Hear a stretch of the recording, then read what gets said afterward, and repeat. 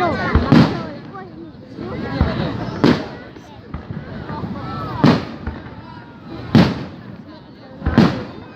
hôm nay là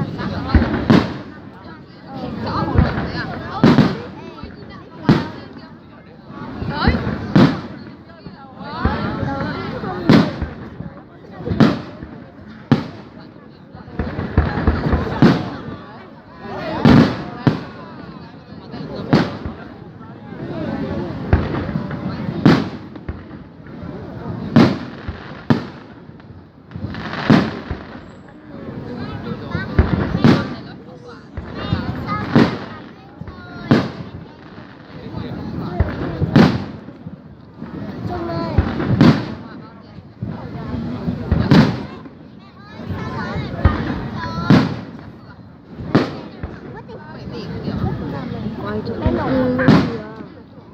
này là bắn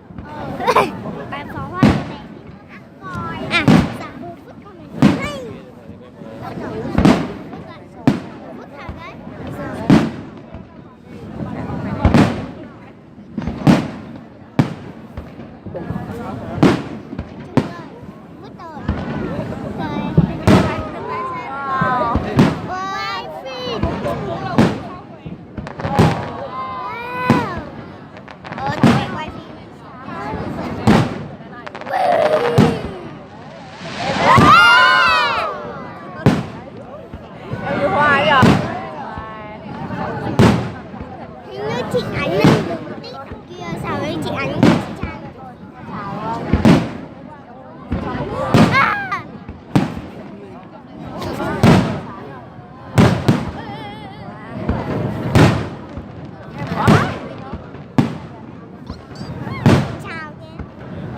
chào các bạn, nổ trời của mình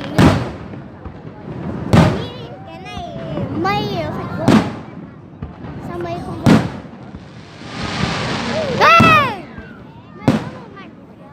Vỗ một mảnh.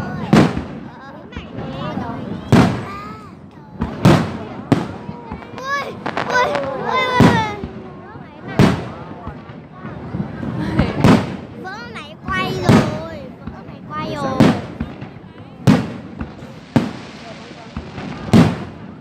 Chả con rơi nữa. Rơi đâu mình rơi rồi.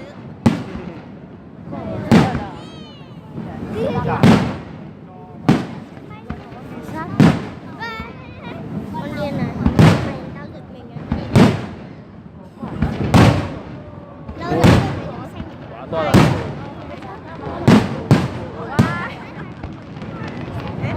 Giật hết cho mình.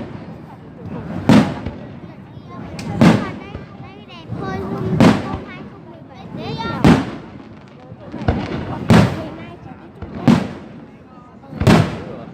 Đây kia tớ đi quê đấy. Mẹ cậu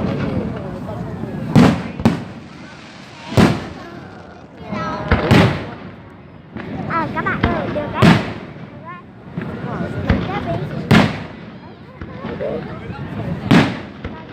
Bé thôi.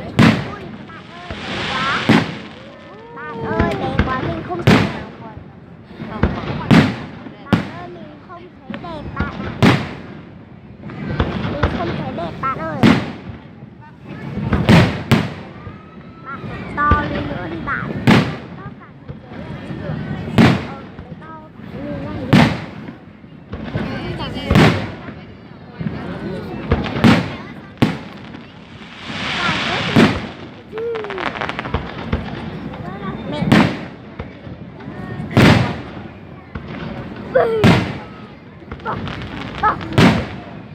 Có lúc nha ở dưới Người ta bắn nhầm đấy. Bắn nhầm đấy. Bom thật đấy. Bom thật đấy. Bom nổ ở dưới nước. Chỗ này rất là đông ra. Đứng ở đấy thì mỏi cổ.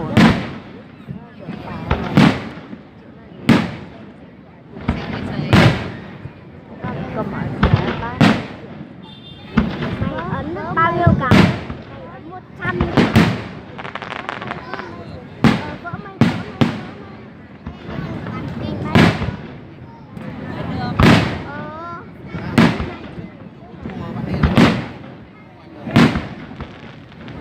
Chứ.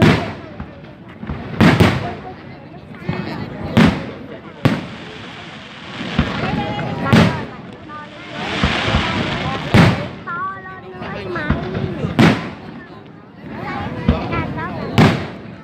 To càng ít.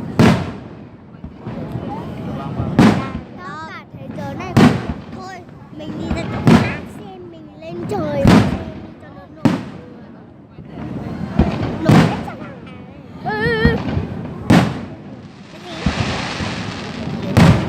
Đấy, đẹp chưa? Đấy, anh tạo ra. Mẹ mua vào.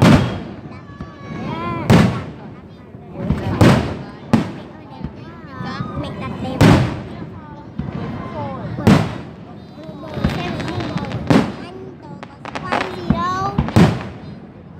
Nhưng mà chụp rồi. Hello. Hello các bạn. Hello.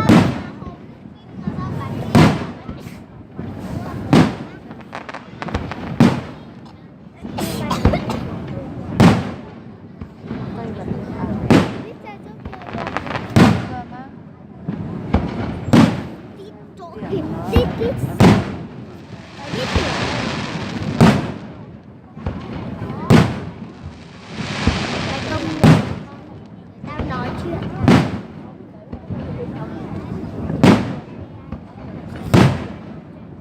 Gọi tao tôi ném cái này vào mồm.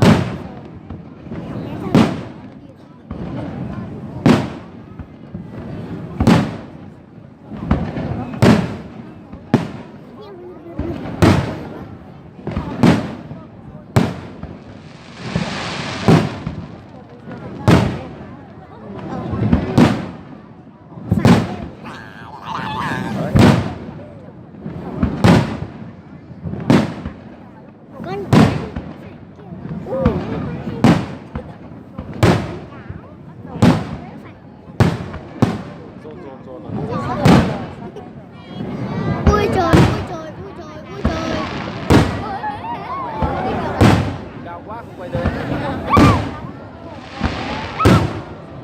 Cảm giác ở trên đầu. Yêu ơi bé đấy. Ui sao băng. Trước nhất tới cái biển sao băng.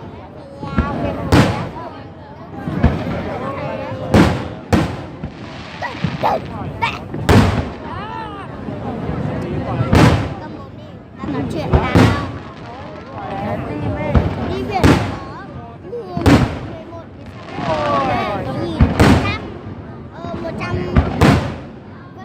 Vân. Giờ mới cao này. 100.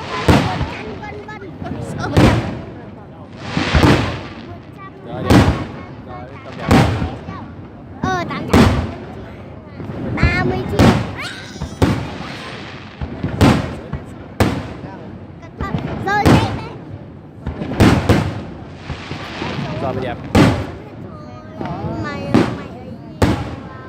nhiều vào ấy nhiều. Giờ ok, dầm chưa?